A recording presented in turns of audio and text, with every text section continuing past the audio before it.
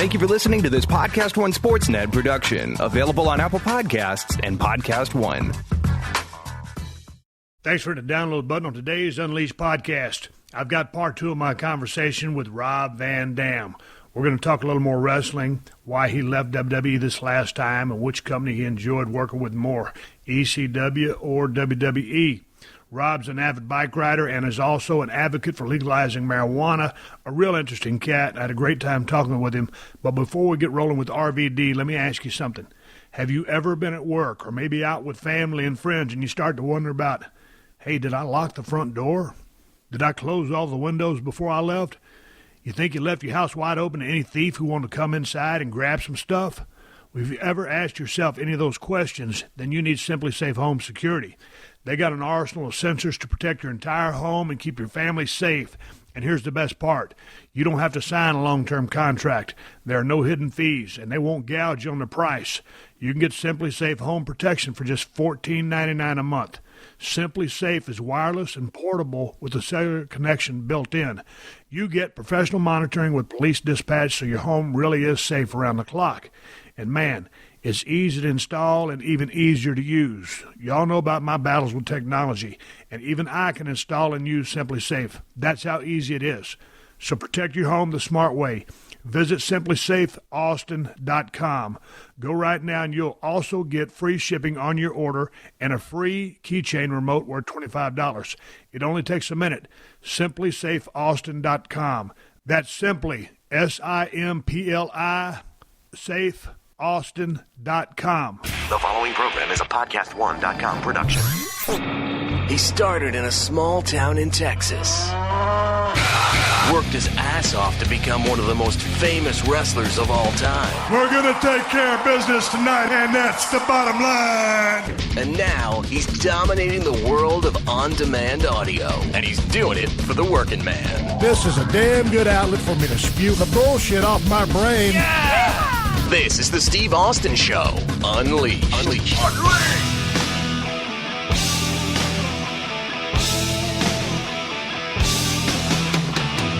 All right, everybody, welcome to the Steve Austin Show. I'm coming to the mean streets of Los Angeles, California today. Sitting here in my office at 316 Gimmick Street. Got my wife sitting right across from me. Kristen, good morning. How are you? I'm great, Steve. Thank you for having me on the show. Thanks for joining me on the open of the show. This is about the 6th or 7th time I've opened this motherfucker because I keep fucking up, or the yard guys came here. The yard guys came early. Normally they come late. I was going to beat them out of the gate today, start the podcast, complete the podcast, send it to Stacy, and then, here they come. And then a while ago, I tried to record an open with my wife, and it turns out when I go to listen to the file to make sure everything recorded, it didn't record her into the conversation. So I started going through some troubleshooting. Is it the microphone? Is it my trusty Zoom H4 1/4 finally crapping out on me after over 3 years of use? Is it the microphone?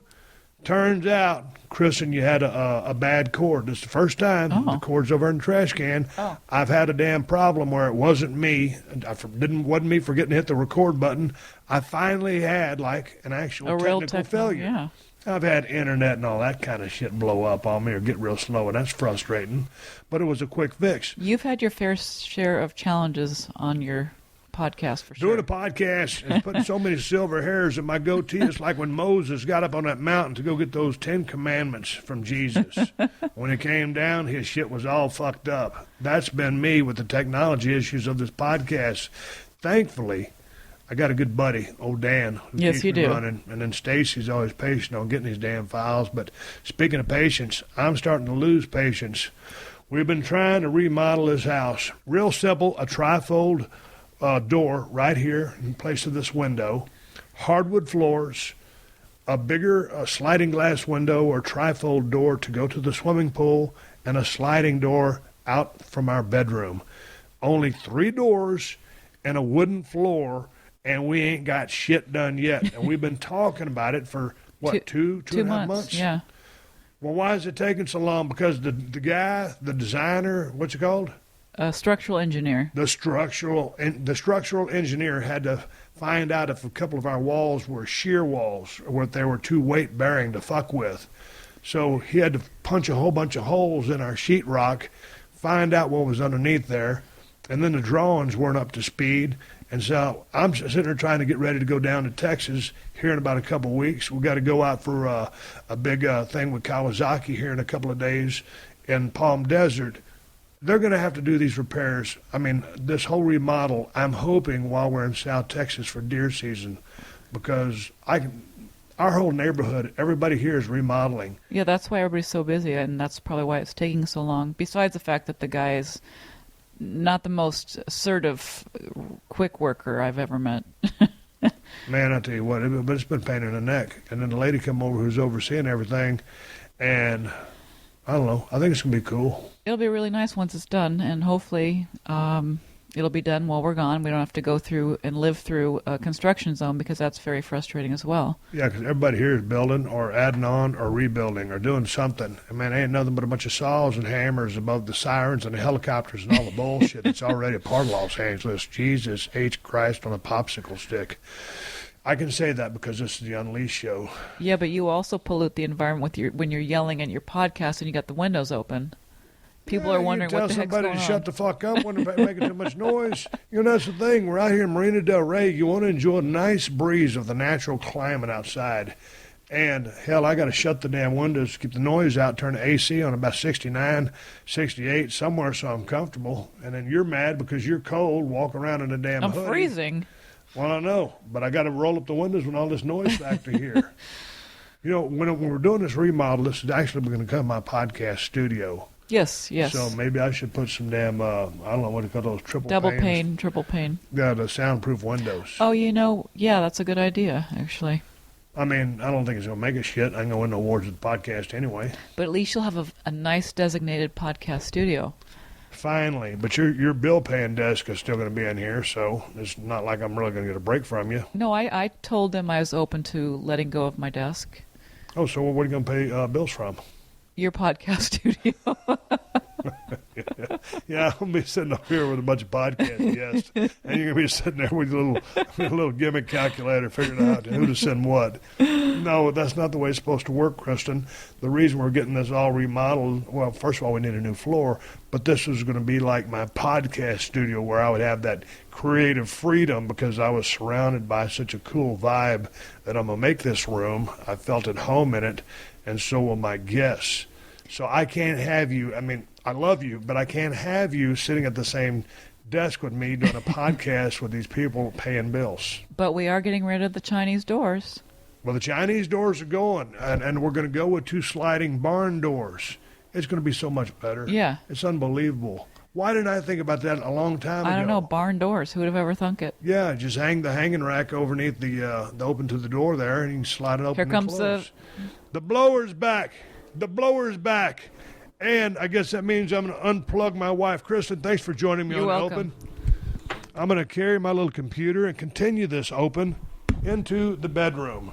And as you know, Rob Van Dam is coming up on the show. He came by the crib a couple of weekends ago. We spent 2 hours shooting the shit about everything. And today, you're going to hear part 2 of that conversation. But before we turn the mic over to RVD, we're already rolling into week 7 of the pro football season. And if you're looking for a little action on some of the weekend games, and get yourself to betdsi.com. Use my promo code Austin25. That's Austin and the number 25 with no space. And get $25 free when you register. And hey, don't worry about playing with BetDSI. They're one of the original online sports books. Been around for over 20 years. They set a lot of the lines you're already playing on, and more importantly, they pay. They built a solid reputation on payment of winnings. They take professional and novice action. And BetDSI.com is really quick and easy to use. You can play from your computer or from your phone or tablet. The site is so trusted that many professional players do their betting there. And right now, like I said, BetDSI.com is offering this beginning of the season special. Just use my promo code Austin25 when you sign up and get $25 free just to try the service. Or take advantage of their 100% bonus on your first deposit. They'll match what you deposit. So go to BetDSI.com and use my promo code Austin25. Austin and the number 25, no space between. Take advantage of their 2 great offers and win yourself some money. That's BetDSI.com. All right, let's get to part 2 with Rob Van Dam. I want to jump back to wrestling, but I want to ask you before we get there, just time. Let's just speak about how quickly time passes by. Can you believe, Jesus Christ, when you got in the business, you were before 20, so you've got 25 years in the business, give or take, right? Yeah. And I started in 89, and man, I was looking at something the other day, and when I was researching you, and it's like, God damn, man, I did this 23 years ago, and it just seems like I almost forgot about it. But then when I look at it, I can't believe time's passed by so fast. I was talking to my wife the other day, and we were talking about when we had met, and something along the way. And in another event, it was like, God damn, that was 5 years ago. It just seemed like it was yesterday, and all of a sudden, here we are right now. I would have never guessed back in the day when we were both having our runs that we'd be sitting in my house talking on a microphone. So how important is time to you right now at 45 years of age with everything you've accomplished?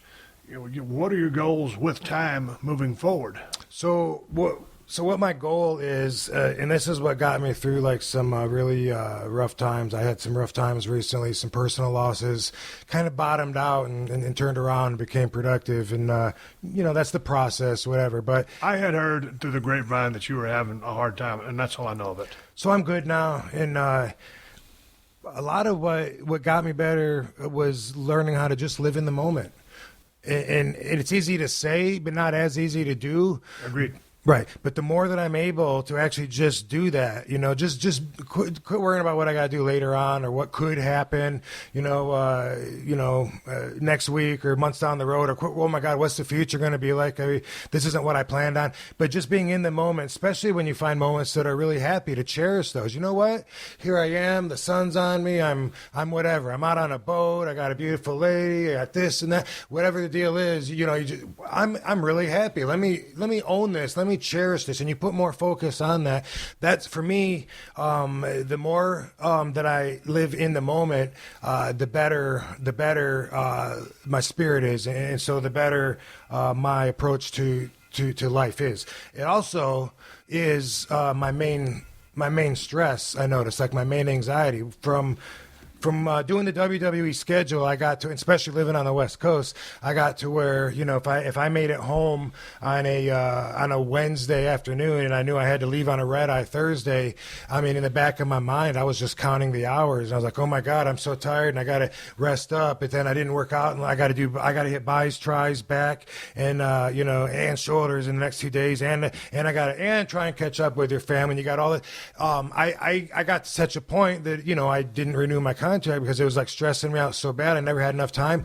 I notice still now that not that I have a lot of stress and anxieties, but when I do, I notice a lot of times it's time related. I have like such a lack of structure in my normal life right now that like if I have an appointment, I kind of my focus is on it. Like, I know we're going to do this at 12. So like, last night I'm already thinking, man, I wasn't, normally I would, maybe get up, take, drink a pot of coffee, maybe stretch out. What am I going to do? Do I have to get up early and do that? Or do I make, I do that. It's a little bit neurotic, but it's again, self-awareness. And it always does seem to be about time, especially like if I'm going on a trip. It's so hard for me because I wait till the last day. I'm not a planner or an organizer. And like right before I go out the door, I'm, like, oh my God, why? I knew I didn't have time to sit in the jacuzzi. I gave myself enough time to sleep in every last minute I could and rushed. I didn't have time to sit. I didn't have time to watch that movie. Oh my God, I'm going to miss my flight. Sometimes I do miss my flight. But yeah, it's time. So you're not a planner? That's fair to say. Man, I got a brother. I told the story before. I'll keep it short. He's 2 years older than me. He'll tell me in 2 years, hey, I'm going on vacation, so-and-so. Here's what we're doing when we get there. It's all mapped out. Me, man, I'll tell my wife, I'll just wake up, drink a cup of coffee with her. Yeah. I think I'm going to head to the ranch. When are you going to leave? Shit, it's Wednesday. I'll leave Friday. How long are you going to be there? Maybe a week. I'll play it by ear. Yeah. And then I'd just pick up, pack all my shit up, boom, I'm gone. I fly by the seat of my pants. Yeah, I looked at this address on the way here. I usually am on my phone trying to check into a hotel on my way to town, or when my airplane lands, I'm looking at the car, trying to rent a car. That's the way. Now I'm ahead of you on that one because back in the day after I got smoked, back in those days when we started running WCW. And before I was in USWA, everybody was riding together because it was your own ride. It was a weekly territorial system. But all of a sudden, when you get smoked at the rental-car counter and they ain't got shit, you got to pile in with somebody. I'm a loner. Now, back then, we all traveled together because we didn't have no money. Yeah. But if I can travel by myself. But so after getting smoked on back in the day of wrestling, I started doing that, but you're still there? I'm still there, yeah. Hey, one of the wrestling questions I wanted to ask you was, I know how much fun you had in ECW and the whole effing show, and those angles and storylines that you were in were organic in nature, very raw, and Paulie, kind of creating all this, and maybe you chipped in as well. But I've heard you speak of your time in WWE as, I don't want to put words in your mouth. Was it as enjoyable as ECW? Because I think from what I read, I gathered that you didn't really like portraying someone else's angles or feelings or, I don't know, the atmosphere, because you were in an angle, some of the angles you didn't care for. Just someone else's agenda. You just wanted to go fucking wrestle. Yeah, I just like to show off, basically. That's what I've enjoyed out of my career, is going out, and that connection when I'm in the ring, or even sometimes just with talking now, because people, now that they know me, sometimes they appreciate my perspective, what I have to say, and they even respect me for that. So that's what I've always gotten out of it. ECW was the most fun for me artistically. And then WWE was also very fun, but that was part of it. It was also very stressful, the monotonous schedule. There was a lot of politics adjusting to that, and I'm not a politician, and I don't play those games, and so that was very frustrating for me as well. Explain the politics as you saw them in WWF. Well, there was a lot of when I first got there. I had no idea that I was going to be there to represent ECW, so I was stoked. Tommy Dreamer was there. Tommy, what are you doing here? He threw me an ECW shirt. Like, what? Invasion angle, dude, that's cool as hell.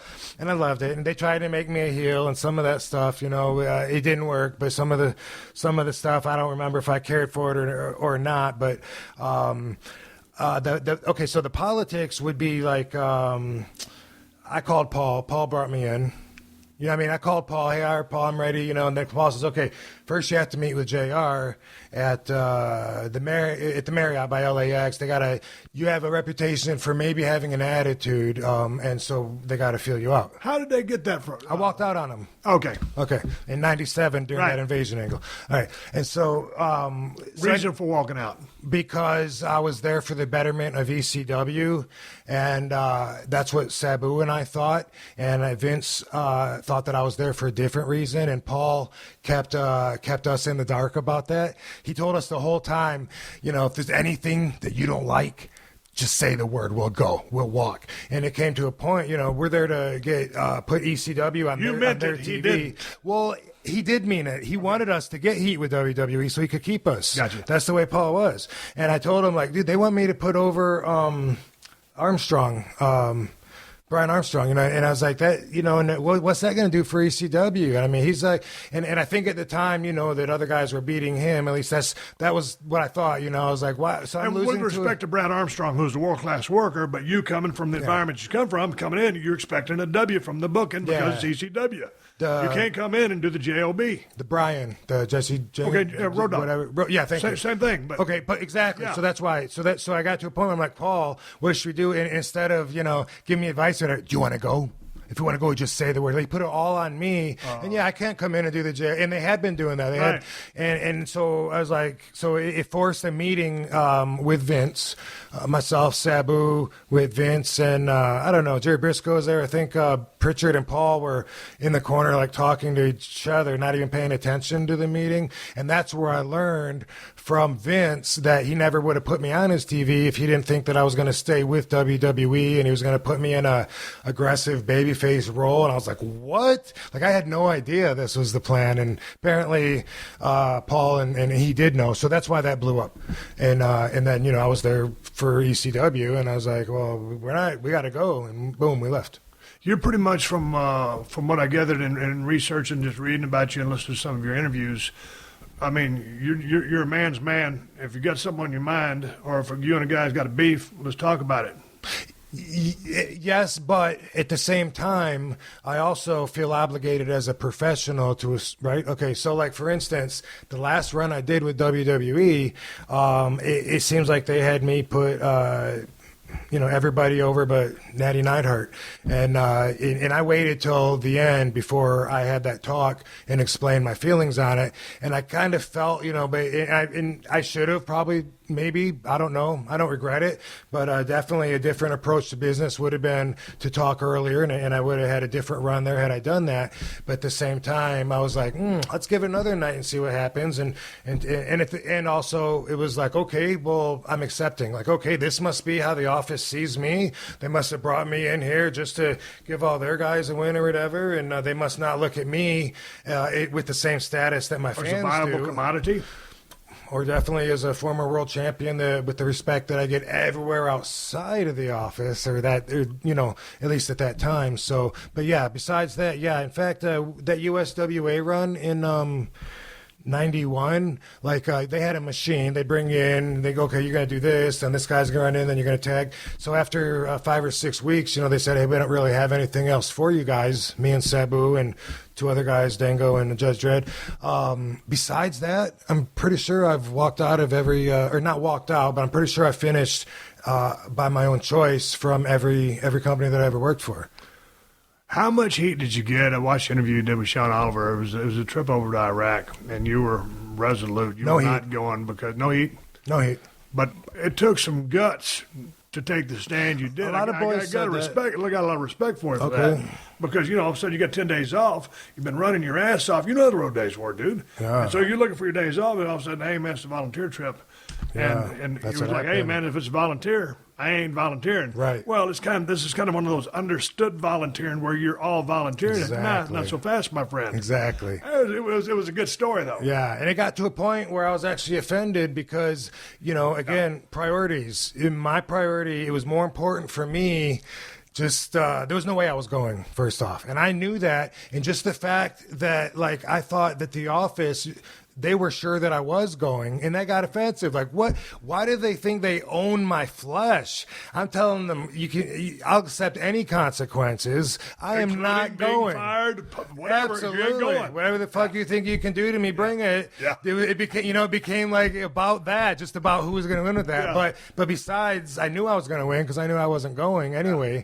But it got to a point to where I was like offended that somebody thought that they had that much control over me to where they can physically put me on the other side of the world in a desert and whatever. It wasn't political. It just sounded like a horrible trip.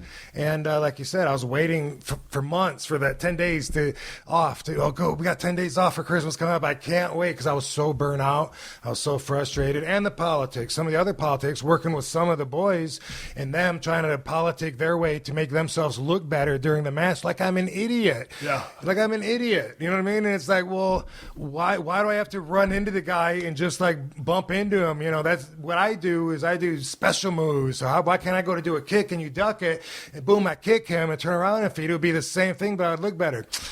They don't really like that kind of stuff here. That was what I was dealing with, Right. Talking with the boys. And then what I don't think I finished earlier was like I called Paul. Paul said, you got to meet with Bruce. I met with Bruce. Then when I came in, they were both pulling at me from each arm, and it was ridiculous. Like Paul would say something to me, and be like, I got you this and this. They wanted to do this, but I told them this. This is the right thing to do. And then, later on I'd see JR and he'd say, I ain't gonna, we did this for you. Your buddy Paul can't do that for you, can he? And it was literally, they were doing that back and forth. It was like, it was frustrating for me. I was like, dude, what the hell? And I guess when you're an office guy, if you bring a certain talent in that's getting over, I guess you get credit for that somehow. Because, every agent had their own guy who they were pushing. Yeah. Man, just watching you tell these stories is funny, and watching some of your other interviews before you came over. You got a great Shawn Michaels. You got a great John Laurinaitis impression. Some of the people that you do, you nail dead on. I was on your website, robvandam.com, and so you do some stand-up stuff. Yeah. I was not aware of this. No. So what do you do in your stand-up act, and how'd you get into it? So started doing that in 2006. I don't know if any other wrestlers were doing it at the time. I didn't know of any if they were. I am a trailblazer. But I was a fan of stand-up as a kid, and I always knew that someday I'm going to go up like on open night mic or some shit and try it. And I went to a comedy show, and Tim Chismar, the promoter, has a wrestling-themed comedy show where he puts like this comedian goes up, and then this comedian goes up, and he treats it like it was a match, you know, and like who wins, he raises someone's hand. So I went there because it was gimmicky, and it was just like, dude, some of them were so bad. I was like, there's no way that I could be the worst. And he invited me, and that's how it started. I went up there. And, was that in Hollywood or down originally, I've been everywhere, all over. I think this was in Ontario Mills at the Improv. But I've done I haven't done the Laugh Factory, but I used to do John Lovitz all the time, and Comedy Store, and the Improv on La Brea, and the one on Hollywood. And anyway, I enjoy it as an artist, and that's why I do it. It's fun for me. It's mentally stimulating, and it's not something that I'm looking to switch over into. And that's the thing is like so that's why I would only do it around L.A. and Vegas. I have a place out in Vegas, so these are both. I consider that's like my backyard. So. When I would get offers to travel to Texas and do stand-up, it's like, dude, I mean, I get paid a certain amount if I'm going to Texas, you know, so I was only doing it local, but a couple times, and this is the second one coming up, I've done a tour. Another comedian books this, so what I have coming up is a 9-day tour, 9 days in a row across the Midwest, and then and we're going to film it, the whole road trip, and make a documentary out of it, and I'm stoked about that. But the whole thing for me is not like, just like with everything else in life, I'm not trying to be like somebody else. Like right away when other comedians, you know, were like, hey, if you want some help writing material, I'm like, dude, fuck you. How are you going to deliver my message? You know, how's that going to work? You know, and right away I was just like, and some of my first jokes were about that, about the other comedians and making fun of them. So what's your set like? I mean, because you know, like, dude, I'm so dry. My sense of humor is so dry, and it's also like what other comedians call intelligent humor. So if you don't think I'm funny, that's on you. Right. So, for instance, I always looking for energy. I saw an inspirational speaker at a seminar, and I was watching right there from the crowd. Right, he was up on stage, and he said, "I got something for you to try. Live the rest of the day like it's your last." Because you never know when you could be walking down the street and bam, get taken out by a bus.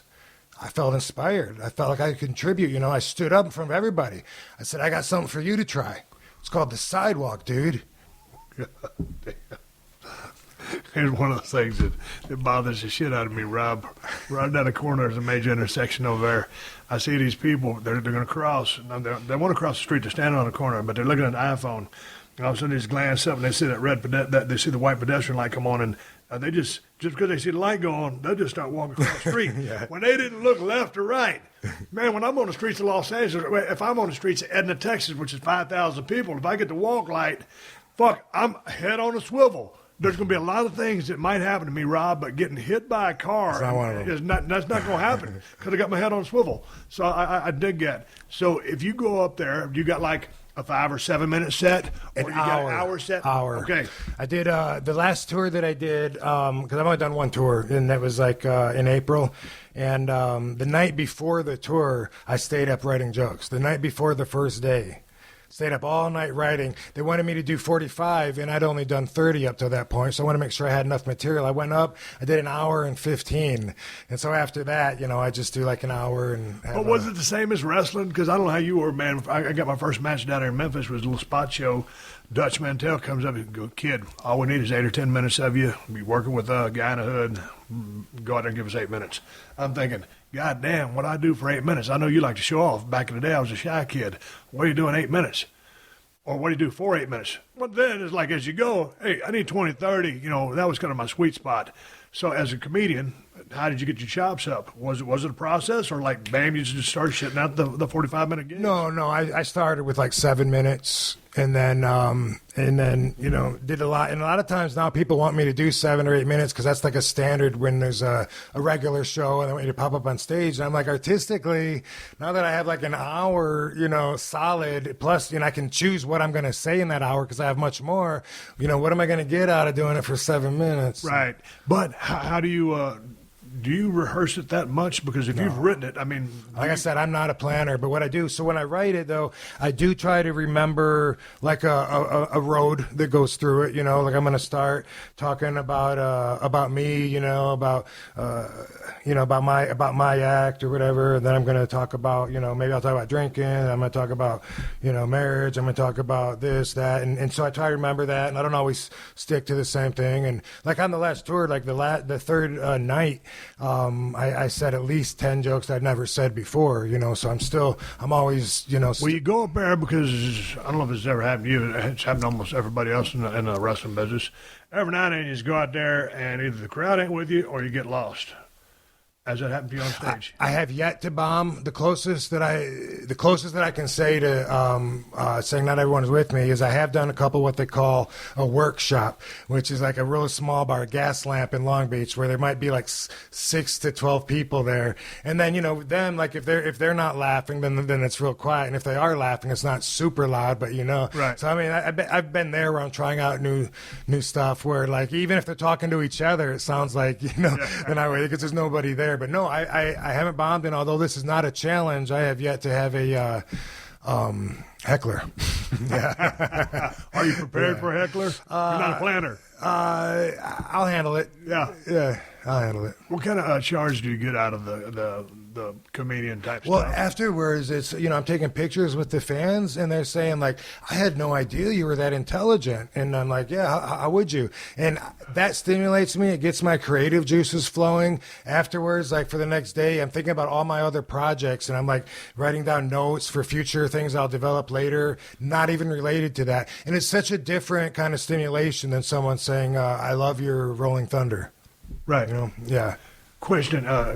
I want to switch gears here for a second. You got a little bit more time in you? Yeah, I'd love some water if it's possible. Yeah. Let me grab your water, and let me also say swig of water to Onnit.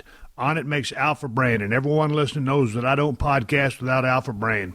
And another swig of water to Onnit for their latest product, emulsified MCT-oil. I know you guys are hearing a lot about MCT-oil these days, and for good reason. It's one of the fastest sources for clean fuel for the body and the brain. It's one of the best ways to power up your performance or kickstart a weight management program, too. And the secret to MCT oil are the medium-chain triglycerides.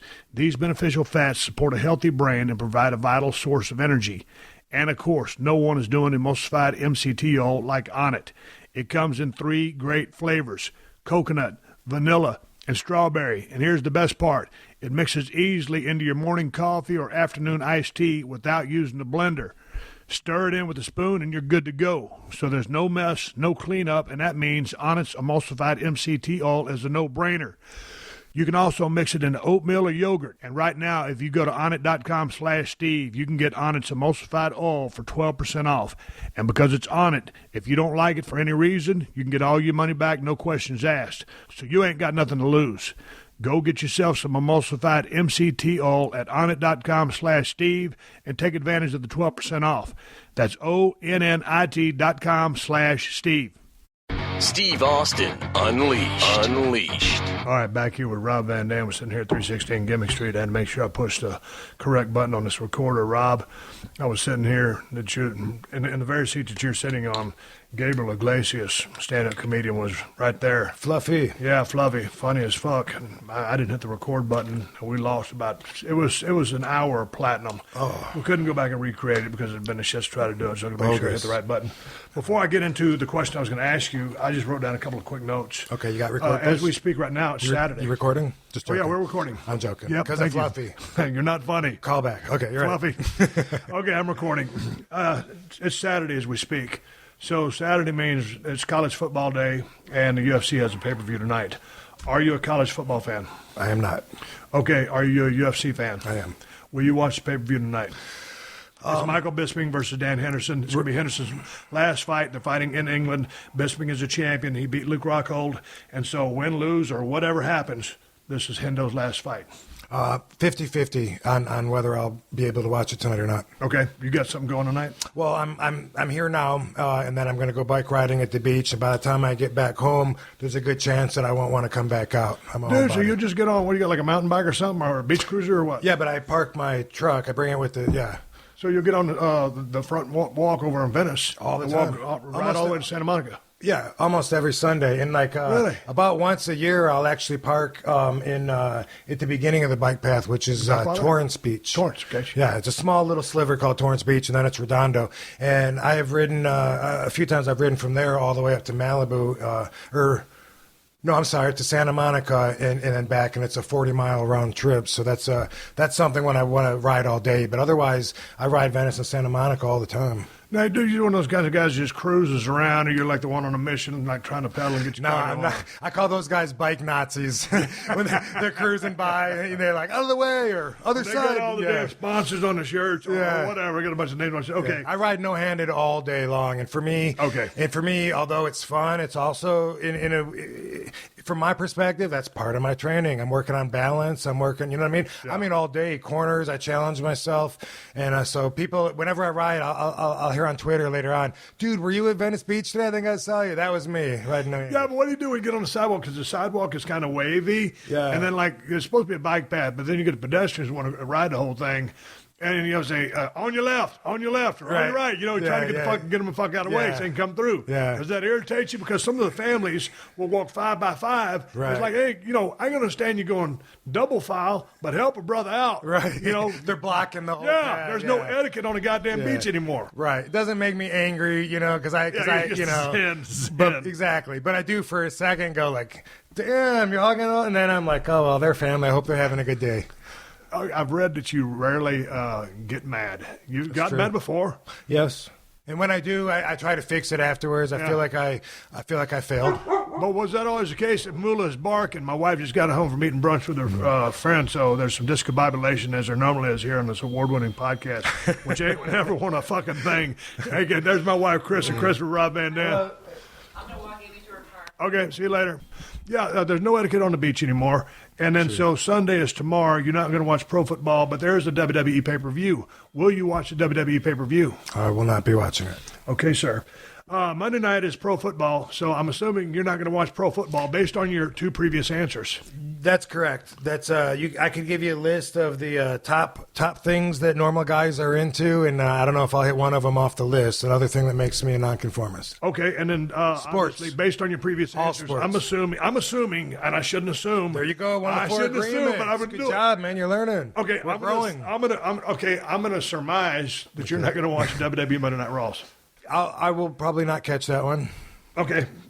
Yeah, by the way, back on Smarts, my second grade teacher wanted me to skip a grade. She thought I was academically gifted, and then I became a goof off later on. And, because it's too easy? Well, that was my dad's theory. He always thought it was too easy, and I can't say for sure what made me want to get everyone to laugh at me and get their attention, but that was the path I took. Hey, before I get into this next subject, I got something I want to do that I've never done before with a guest here Holy at the Steve crap. Austin Show. I feel special. I got this in the mail, Rob, and it says, congratulations, Stephen Austin. There's not an N in my name. It's Steve Austin.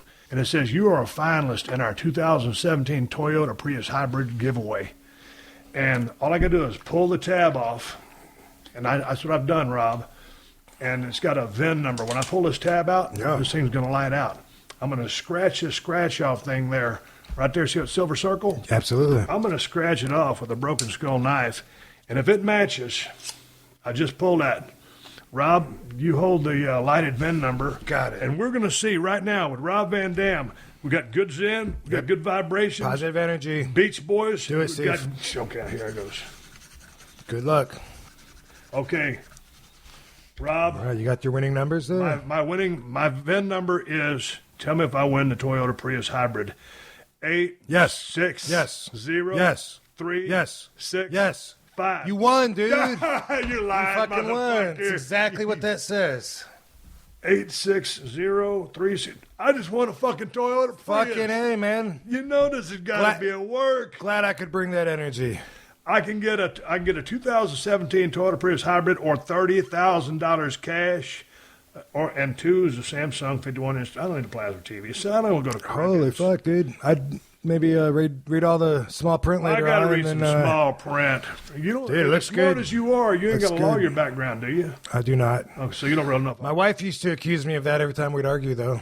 Just because words are so important. Everyone, that's one thing that bothers me, that I would consider, like one of my pet peeves, is when I say something and then they go with their meaning, which is what people do, and then they reword it to their meaning.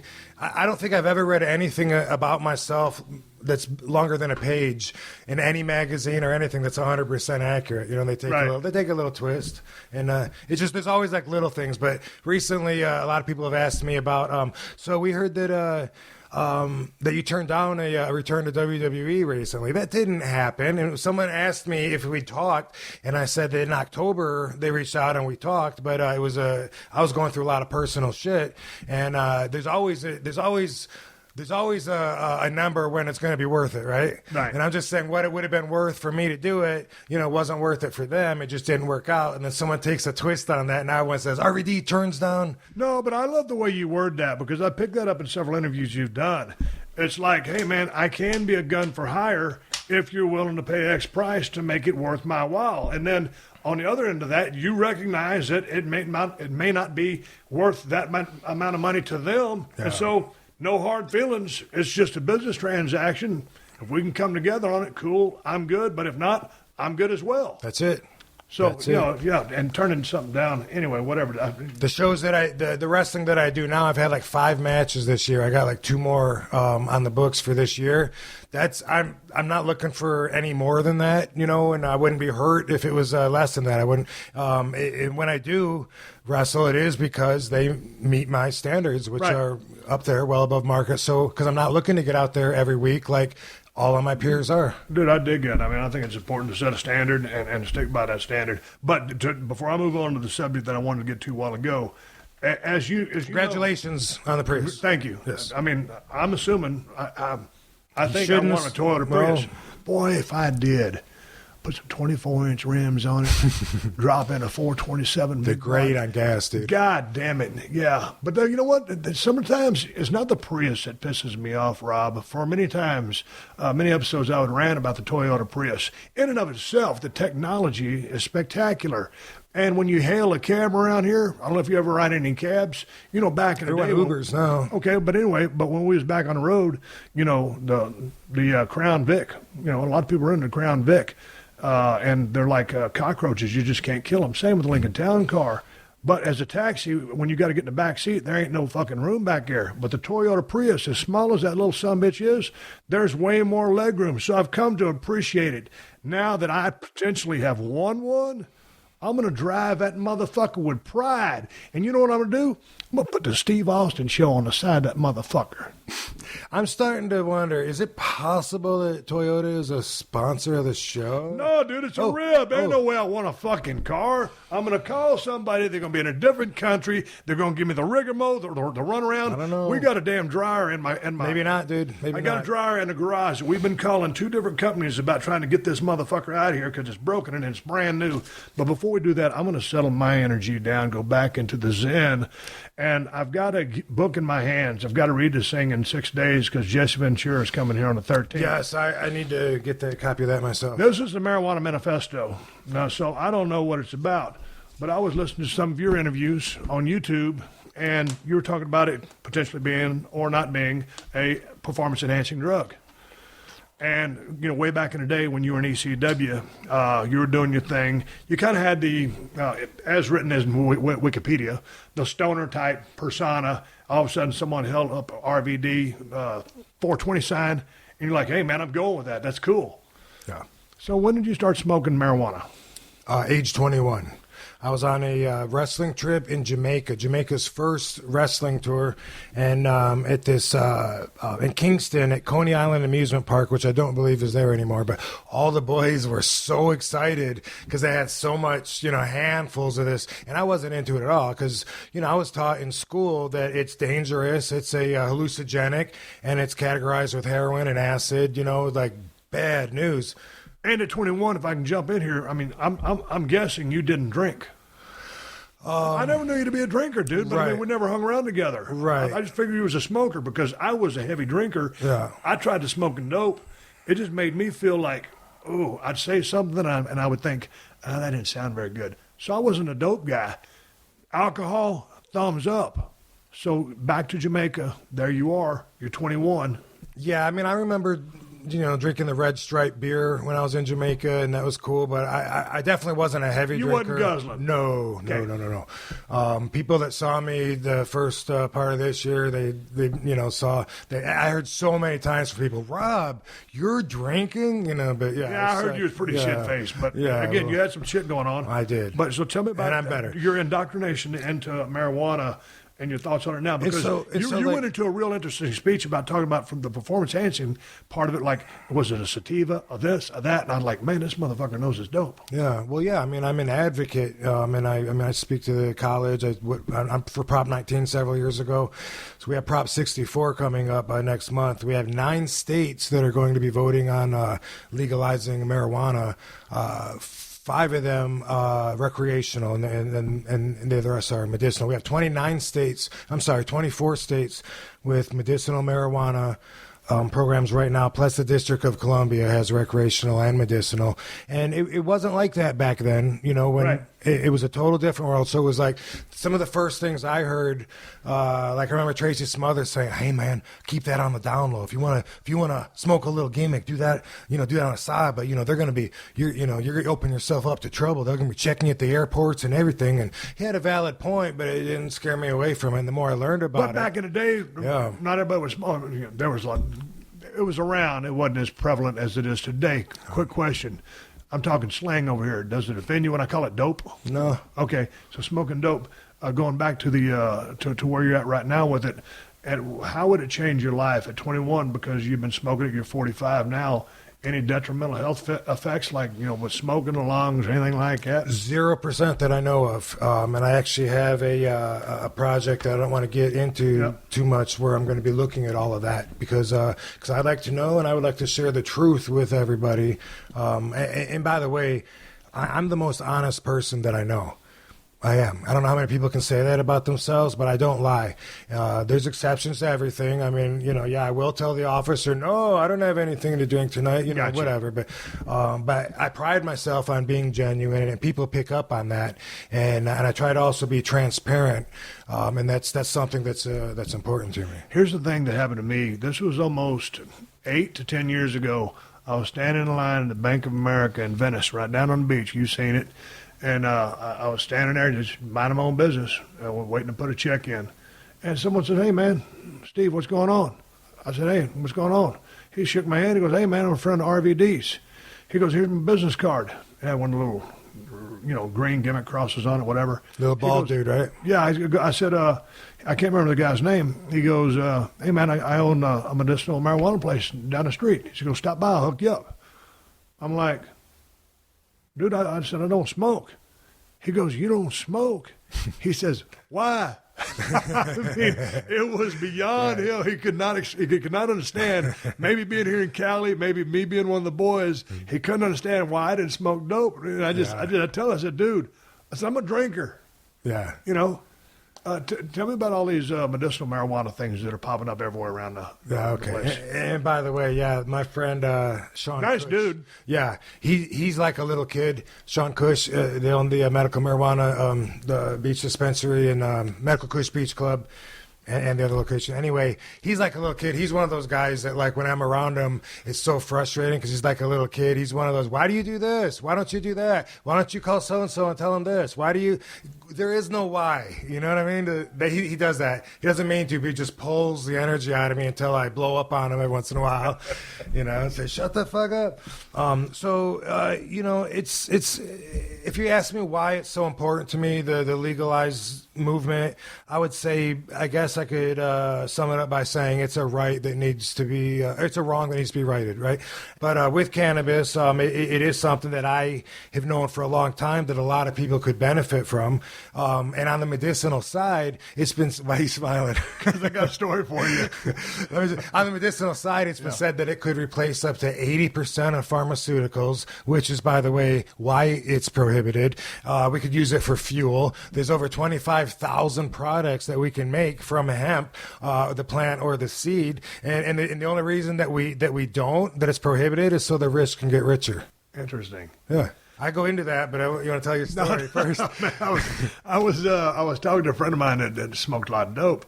And I said, man, I'm trying to quit drinking. I don't need to drink as much as I have been drinking. Be easier, well, unless you get the munchies. If you take out the alcoholic calories. I've had, man, I'll give smoking dope another try.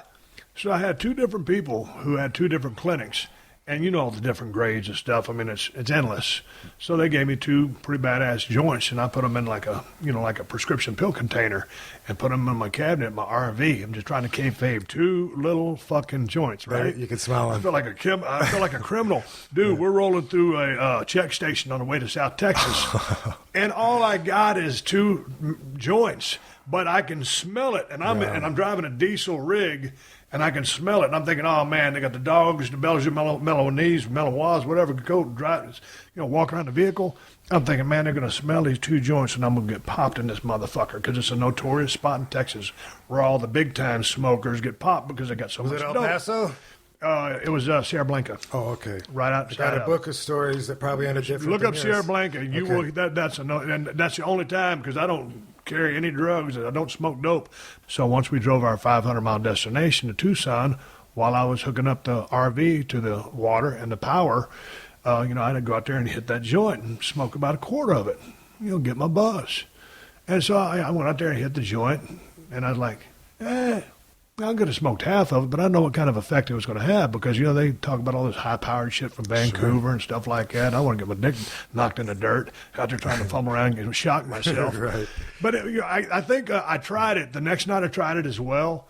And I was just like, man, it didn't really do anything for me. So I just went back to my drinking. Yeah. Yeah, and that's it's good that you bring that up. Like, first off, I got to say that I don't think that kids should stray from being sober whatsoever. Your brain is still developing. It's wet cement till you're like, what, 26 or something? 100%, brother. Yeah. So I got to put that out there because a lot of people are concerned that I'm a role model and at the same time that I'm an advocate. But now the country is shifting. Most Americans think it should be legal, and there are some kids that really need the CBD oils just to be normal. Kids that have seizures and some of these problems where they're dying and they're not enjoying life. And there's so many stories now, and we've seen it on TV with Weed Maps. Sanjay Gupta did these things on CNN where he showed everybody for the first time that CBD doesn't even have the THC in it. Right. You're not going to get, and you can take drops of it. And these kids, they go from 100 seizures a week to a couple, and they're feeling great. So no question about it. Some people can benefit, but I've never been someone that thinks everybody should do it. It's like if all your ducks in a row, you're cool. I mean, you don't necessarily need to just go out and start smoking a bunch of marijuana. But if it's something that you could benefit from, right? And it could replace. It could replace. Yeah. Okay. Yeah. So definitely, it's. I'm not anti. I'm not pro. I'm just watching. But I do. For sure, people shouldn't be locked up and thrown in jail for it. It's a plant. And the thing, a couple facts. One fact. This is the one fact. If I can only say one thing, I don't know if you know this or not. Do you know how many people have overdosed from marijuana in the history of the planet? 0. Do you know how many people die as a direct result from smoking cigarettes? 0. No. cigarettes. Oh, cigarettes. Okay. 50% of long-term cigarette smokers die. Me and you smoke cigarettes our whole life. One of us dies from that. So obviously something is backwards in the education and the focus there. And when I was talking about the rich get richer, that is why it was prohibited, so that William Randolph Hearst could make his money chopping 20-year-old trees down instead of an annual crop that delivers better fiber and is healthier for the environment to process. He didn't want that. They wanted the Rockefeller and the oils. You could Henry Ford. Do you know? I don't know if you know this. Henry Ford made a car out of hemp, and it ran on hemp seed oil. And he wanted all of us to be able to have our own stills and be self-supplying. And of course, the rich don't want that, and they just had a patent for nylon before that, and they totally went into that and destroying our earth and all that. But the truth is that that most of the negative information that we've gotten since 1936 on marijuana has been bullshit, put out there intentionally by the government. If you saw the movie Reefer Madness, that is exactly what they used. They used that movie Reefer Madness and went around and showed that to all the parents to scare them off this new drug. Right. So now we're like, okay, you know what? It does. Most people know it doesn't make you violent or crazy. Most people know that it does have some medicinal benefits, even if they don't know all of them. But they don't know that the federal government still has it classified as a total non-medicinal drug, a Schedule I, even though they have their own synthetic THC pill they've sold forever, even though they have the patents on using marijuana for neurological protectants when they're able to develop those drugs. But still, it's a Schedule I, and they just recently said they're not going to reclassify it. Schedule I means the most dangerous for your health and for society, and totally non-medicinal. And that is their stance. That's why if you smoke pot, even if it's state legal, the feds can, by law, come in, throw you in jail, shoot your dog, and sell your house. Right, still a drug offense at the federal level, but let's talk a little bit more about that, and specifically your thoughts on marijuana in the NFL. And speaking of the NFL, you can win a lot of money playing one-week fantasy football at DraftKings.com. And here's why you should be playing fantasy football at DraftKings. Because you ain't got to worry about poor performers taking up a spot on your lineup or even a place on your bench. I'm talking about players like Rams running back Todd Gurley or Eddie Lacy on the Packers. And that means none of these guys are generating points for your season-long fantasy team. At DraftKings, you're not stuck with the same lineup week after week. You can draft a different quarterback, receiver, running back, and tight end every time you play.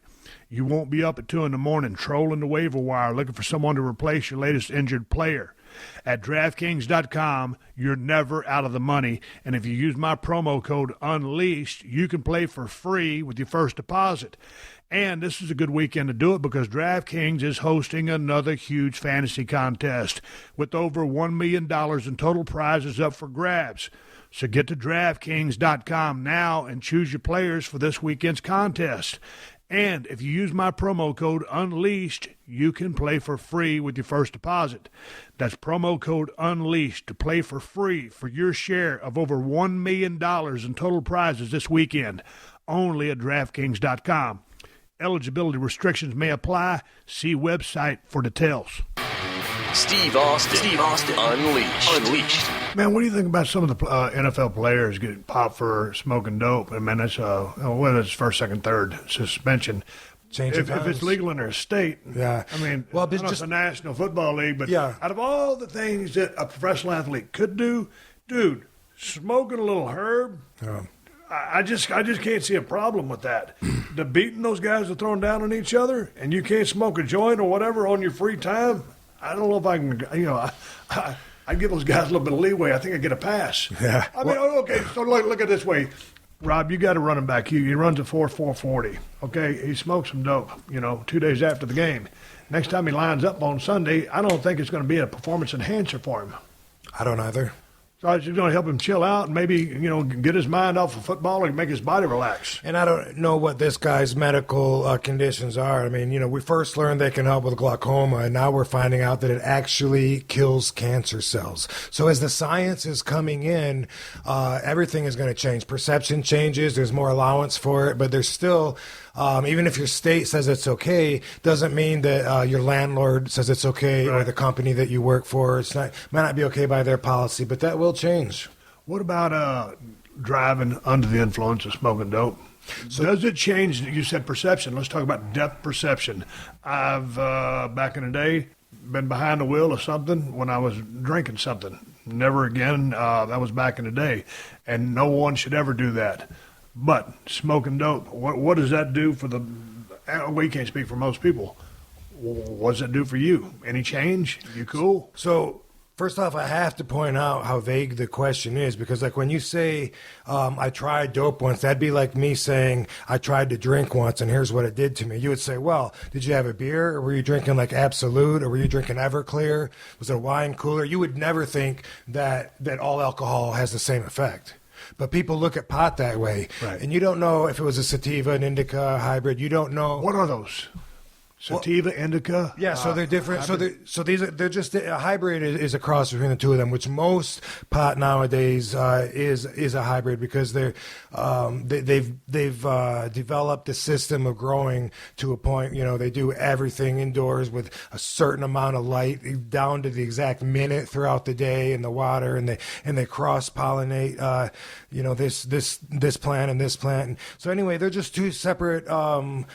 So a sativa, there's plenty of sativas, and each one is going to have a different percentage of THC, right. different breakdown of like 90 different components that make that plant, what it is. And the sativa is generally looked on as more of a head changer, more of a functioning high, whereas an indica is more of a go to sleep, more numbing your pain, that kind of thing. So that's the easiest way to describe that. But then when it comes to the percentages, marijuana might have like 7% THC in it. If you get like top shelf, you go and I want to get the top shelf best, weed that you have, you might find something that's like 24% THC. In the flower. Now you go to the concentrates, you can get like 95% THC in the wax. And that's the way that people are consuming the medicine now is by vaporizing it, through a pen or doing dabs with a rig. It's down to a science now where they have it so concentrated.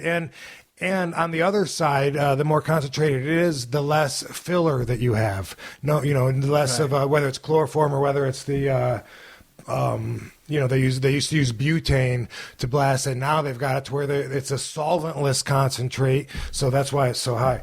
So there's a big difference in everything, and everyone is affected different by it as well. So how it would affect people driving would have to do with their own chemical reaction to it and their experience. Like, here's something too. People that smoke around the clock, especially out here in California where it's part of the culture, a lot of my friends are 24/7 smokers. They wake and bake. They do everything.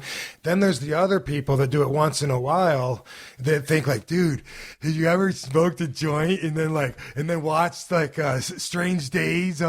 Dude, those people, they think that the way they're affected is the way everyone is affected. Right. So in their mind, hell no one should be driving a car. No one should even go out in public when they're high. Right. They don't understand. Everybody's different. Right. So a test for driving would have to be done on your present condition, whether it's, and it really shouldn't even probably be like an amount, like a nanogram amount of THC. It should be based on coordination, something like that, I would think, because the fact that everyone's different, it makes it hard to pinpoint the right thing to do in a conversation like that. The federal government started a program, like I think in 91 with George Bush Sr., where they had medical patients.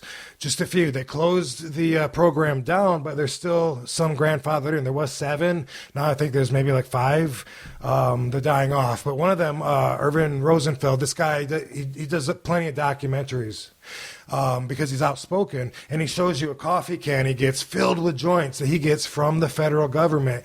And he's got this painful disease where he's got bone spurs and it's really painful. But he tells you, he's a day trader of stocks. And he tells you, I smoke 2 joints, right before I get behind the wheel and I drive to work. I smoke 2 more when I'm there and then on lunch. And he totally will blow away anybody's stereotypes. And I'm just so glad that the actual science is coming out. Science. Let's actually look at it and forget about all the myths and all the bullshit that's out there. What about you personally, since you're an advocate for, like how often do you use?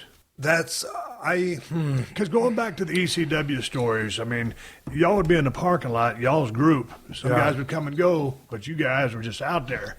Yeah.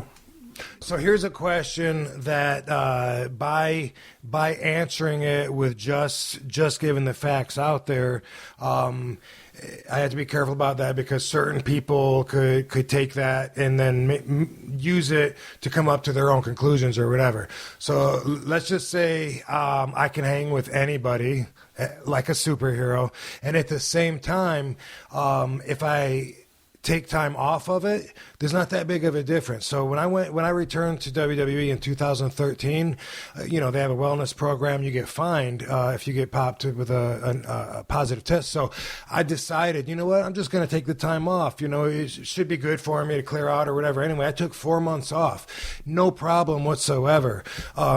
Some people that think it's addictive, I can't say if maybe certain people have that chemical reaction to it. I certainly never have, and I don't know people that do. But I can smoke heavy day after day, week after week, and then boom, if I want to, just not smoke. And for the conversation, the only difference is that I noticed, because I thought, okay, I'm going to be more productive, I'm going to be more clarity. I didn't notice any of that. What I did notice was I had more vivid dreams off of it. And I didn't find out till later. They said that marijuana suppresses dreams. I'd never read that, but I did know it'd been a long, long time since I remembered having a dream. And when I stopped vividly, even if it was a quick nap, I would just remember everything. And the other thing, which is a surprise, is when I was off of it, I could handle more tasks on my to-do list. I would get overwhelmed more when I'm medicated, looking at, oh my God, I got so much to do today. That was the only thing that I noticed. So that would be a con rather than a pro. Not necessarily. If you had to define it as something, well, come as on. far as being overwhelmed, I would say being overwhelmed would be more of a con than a pro. Yes. Yeah. So, yeah, sure. Okay, so then if you're a guy that uses, so is your I'm gonna say go-to, but I will, for lack of a better phrase, I'm not a rocket scientist. Do you like the hybrid, the Cativa, the other one you said? What's your go-to type thing? Or are you just like all over the place? Hey man, I'll try some this shit, I'll do some this, or no, you're too damn educated, too smart to this. So right, what are you looking for? So you remember the scene in Pulp Fiction?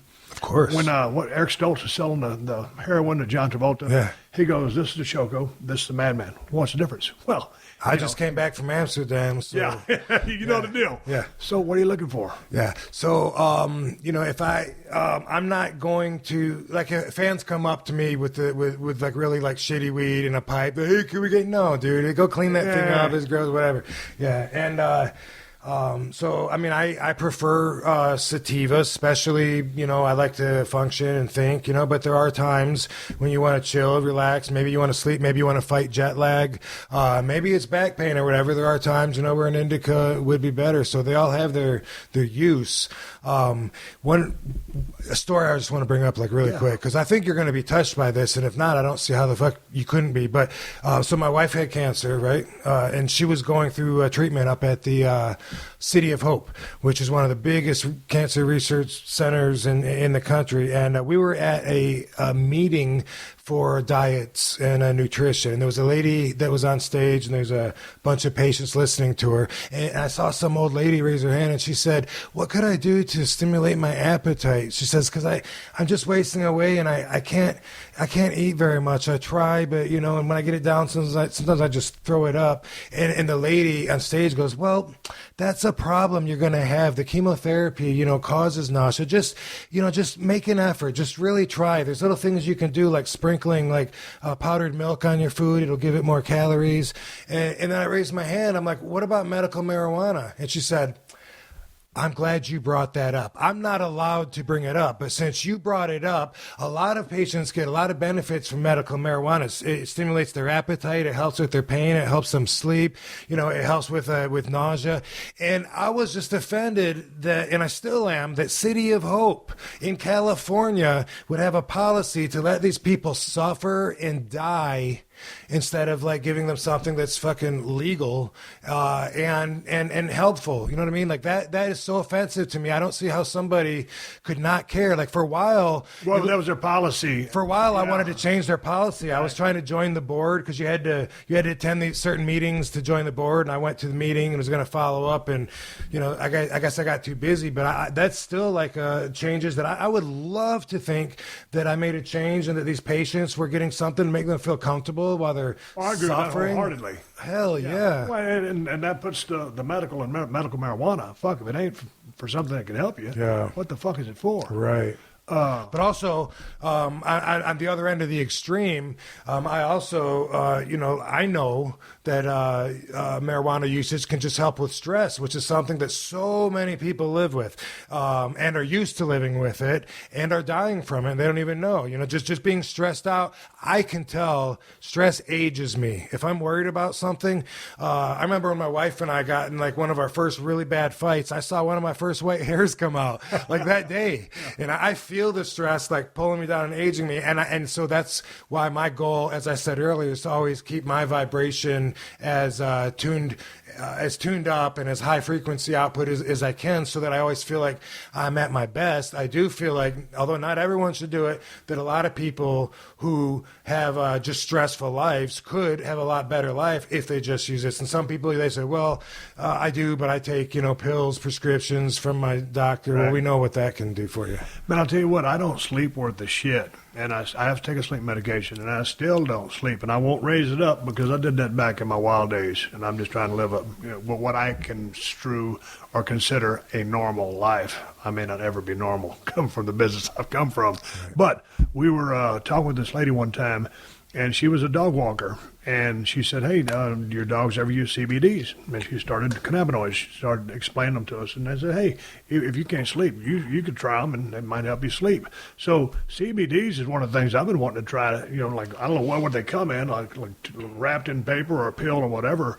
But that's something that I've been wanting to try just to see if it would help my sleep problem. Yeah, and it might work. I don't want to smoke a joint because I just told you my dope smoking experience. But the CBDs, even though it doesn't have a THC, for some reason has some qualities that people say can help you maybe get a better restful night of sleep. We're just really starting to look at all the benefits that can come from CBDs, and so far it's amazing. And like some of the first accounts that I hear from people are even hard to believe, where they say they put it on a spot that's really been hurting them and they feel better. It's like, it's hard to believe, but it is very useful, and you can get CBDs in any form. You can smoke it or you can eat it, but for usually the medicinal usage, like what they do for kids, the application is done through a beaker. A lot of people call it an eyedropper, but you put it in your mouth, and it's a concentrated form. And good luck. It may work for you, it may not. I'm gonna give it a shot. I'll be a CBD taker. By the way, all states have some legal form of CBDs. Hey, check it out. We've been talking for a couple hours. I'm gonna do this for 2 parts. It's been a great conversation. But is there anything else that you wanted to talk about, plug, bring up, discuss? Not really, man. I've enjoyed shooting the shit with you. It's been fun. Is there anything you want to plug? I know you got some dates coming up, because October 17th was one of your gigs coming up. Let's see. I don't know what's the 7th. I'm going to be in Boston the weekend of October 21st through the 23rd, super mega fucking con. And then I have a match in Torrance November 11th.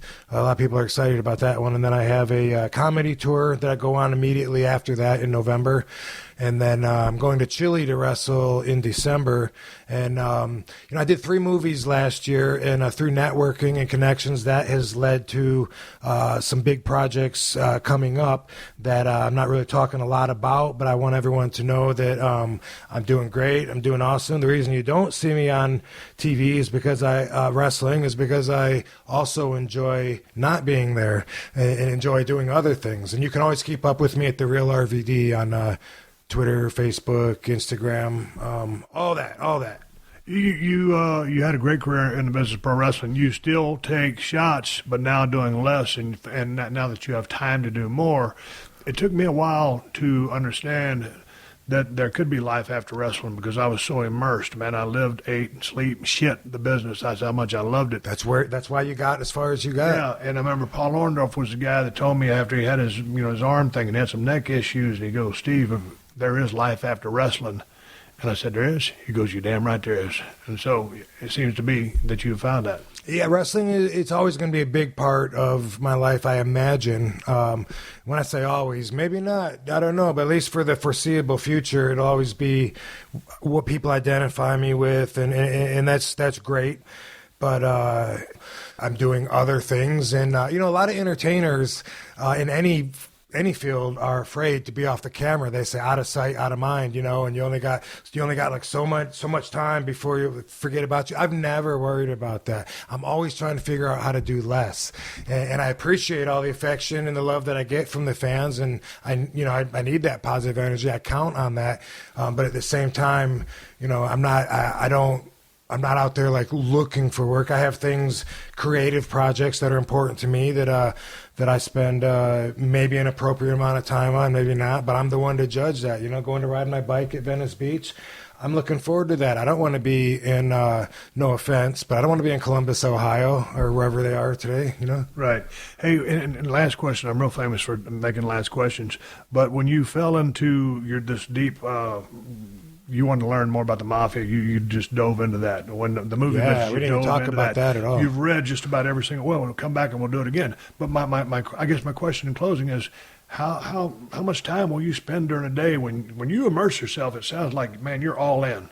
So can you just sit there and read all day and retain all that information? Because in listening to some of your other interviews, I mean, man, you were coming up with Billy Wilkerson, who got X'd out by Siegel. And everybody says Siegel started the first casino, but it was Wilkerson. Did you know that, or you got that from listening? No, I got that from listening to you. Nice. And you were having a hard time remembering Billy Wilkerson, but you knew all your shit. So are you good at reading all that stuff and retaining it? Pretty good, but just like anybody, certain things are going to stick with us longer because of how our personal values react to it. So there's certain exciting stuff and names. I got into Hollywood history like around 2010 and became such a fan, like Charlie Chaplin, and especially the 20s.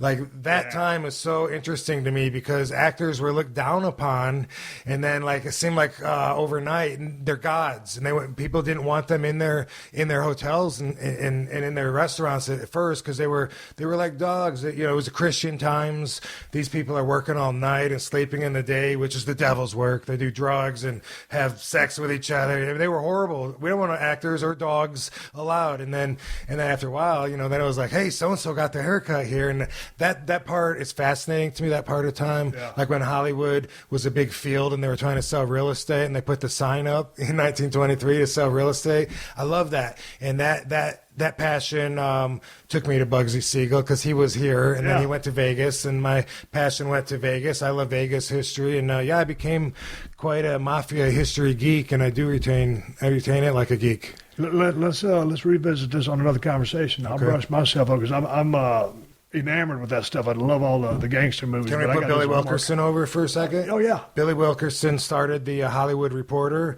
Billy Wilkerson discovered Lana Turner was it at Schwab's? No, they always say it was at Schwab's. But that was false. It was actually a different store, I think, called Top Hat.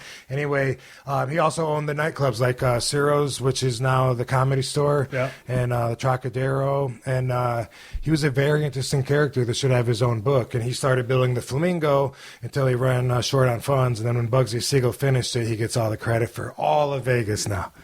Here's the last thing. This is a real deal last thing, because it just gave me the go-home cue. Blackjack Lance just walked by and waved his tie. You were from Battle Creek, Michigan. You ended up in Los Angeles, California. What brought you specifically to Los Angeles, California? Because you had the whole United States to pick from, and here you are. It was the other side of the TV. I grew up in a small town where nobody knew anybody famous, and I remember when I first learned that my name, Robert, means famous. And and I just felt like that's my destiny. Wow, that's so cool. And I wanted to be on the other side of the TV. I was watching Chop Saki martial arts movies, and now I do those, and it's awesome, that I was able to do that. I watched wrestling and I do that, and it was like it was part of fulfilling a dream, and that was as far as I could see going with the limited exposure and knowledge I had as a kid. Was just that there's a beach and there's an ocean, and and Jaws is there. I want to go check that out. Yeah. And Lance is waving the tie. How long have you been here? Since 98. Your favorite thing, only one thing, your favorite thing about Los Angeles? The weather. Okay, mine too. Oh, my God. People don't realize it when they don't come out here. They don't know how comfortable it is. And anytime I'm anywhere else, I'm outside of L.A. I'm outside of California, and I just... That's the number one reason I stay, mister. Yeah, it's expensive here, but when I go to Florida and I step out and I need a shower, even though I just took one, and I'm miserable, it's like... And Floridians are used to that. Man, I went down to Miami, and we used to wrestle there back in the day, but man, I went down to Miami to promote the Expendables several years back. And it felt like I was wearing a turtleneck sweater that was wet. Yeah. I mean, that's how bad it was. I'm coming from South Texas, but now because I've been out here for 12 years, man, I'm a weather sissy. This is the best weather. Yeah, I am 24/7, 365. I was in Orlando in crying like a bitch a couple of weeks ago, like a big family to get together, and I'm hiding in this shade going, I want to go inside. Hey, can I tell you something funny about how long I've been here? I found in my truck, like last week, I had a 2003 Thomas guide. Do you remember the Thomas guides? Yeah.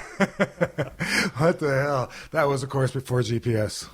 You know your way around the streets now? I got to use Siri, man. I use it. My wife's born I use and raised Waze. here. Yeah, she keeps telling me to get the Waze app. I love it. Waze Yeah. takes you through parking lot shortcuts. I know, but man, when they call an audible, man, it's kind of like calling a different high spot, man. I thought you were going to call this, you get the old switcheroo on me. Yeah. I'll get turned around. And I'll just stick to the task at hand. Okay. I got a buddy out here. All he rides is the alleys. When I first came out to L.A., I was like, dude, why are you in the alley? He goes, because this is where you can move. Yeah. If you get out there, you can't move. Oh, yeah. All right, I'm shutting it down. Now give us a go-home cue. Rob Van Dam, I appreciate you coming over. Right on on. Twitter, you are? The Real RVD. Congratulations Congratulations on your Prius. Okay, so before we really wrap things up, one last swig of water for my close personal friend and longtime sponsor, Diamond Dallas Page and his DDP Yoga. Y'all know that DDP Yoga has changed thousands of lives, including the lives of some of your favorite pro wrestlers. Jake the Snake, Scott Hall, Mick Foley, AJ Styles, and of course, Chris Jericho. And DDP Yoga can change your life too. And believe me when I say Dallas has made it real easy for you to get on the program. His new DDP Yoga Now app means you can do DDP Yoga anytime, anywhere, and you can do it right from your phone or tablet. And the app has a lot more than just the workouts on it. By connecting to a Bluetooth heart rate monitor, you can track your calories and heart rate in real time. You can track your pain, measurements, and progress photos too, all for free in the app. And like I said, you've got tons of workouts to choose from.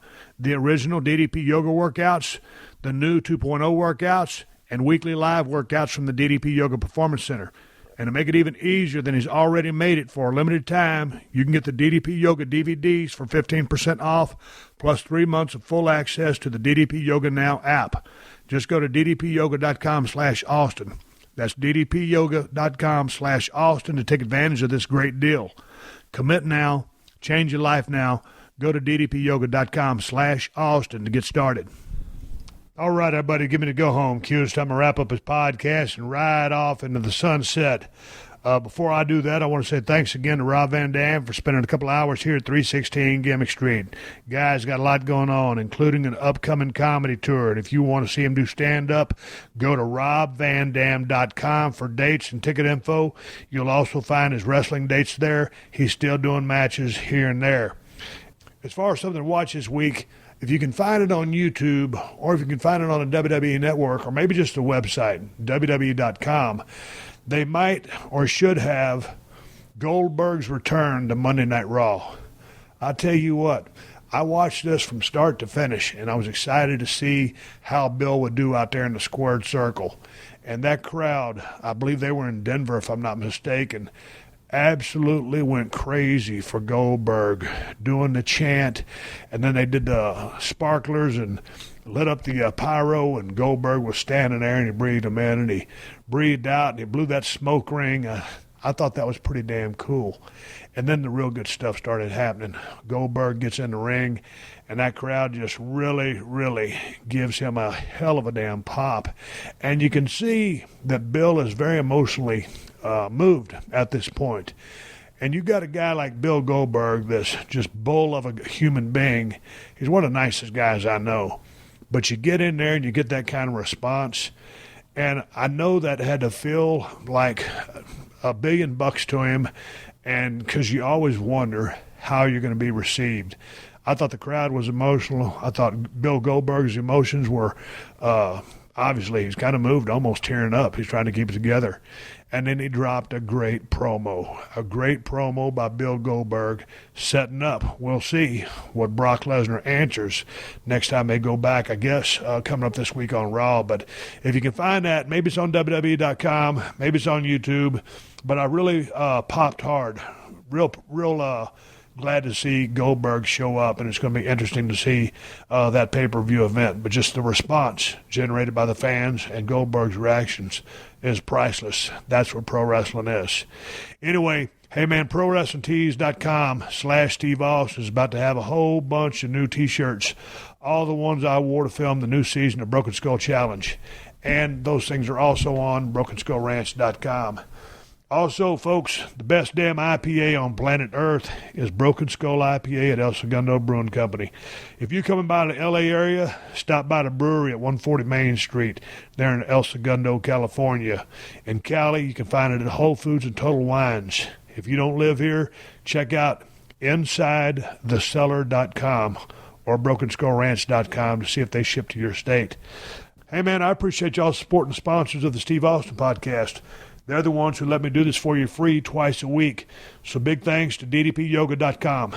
Go to DDPYoga.com/Austin to get 15% off the DDP Yoga program and 3 months of full access to the DDP Yoga Now app. To DraftKings, go to DraftKings.com and use the promo code UNLEASHED to play for free with your first deposit this weekend. To Onnit, go to Onnit.com/Steve to get 12% off their new emulsified MCT oil. To Simply Safe, go to simplysafeaustin.com to get free shipping on your order and a keychain remote valued at $25.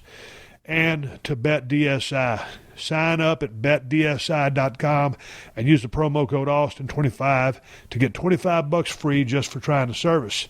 And of course to Amazon, who have been supporting this podcast since day one. And Amazon is the best place to get the Steve Austin Broken Skull Knife by Cold Steel Knives. Just $75 for the most badass pocket knife on the planet, everyday carry.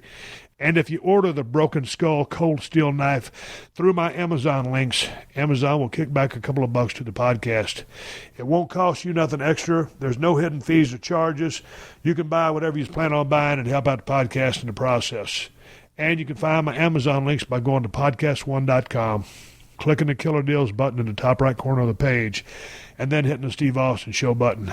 I've got Amazon links for USA, UK, and Canada. So go to PodcastOne.com, click the Killer Deals button in the top right corner, then click on the Steve Austin Show. That's where you can find all my sponsors, all my links. If you bookmark it, you can find it in one step. If you use our Amazon links, you don't get charged anything extra, but it helps us pay our production cost. Hey, keep listening. The 60-second AP News headlines are coming up next. Until then, my name is Steve Austin, and I will catch your ass down the road. Download new episodes of Steve Austin Unleashed every Thursday at PodcastOne.com. That's PodcastOne.com.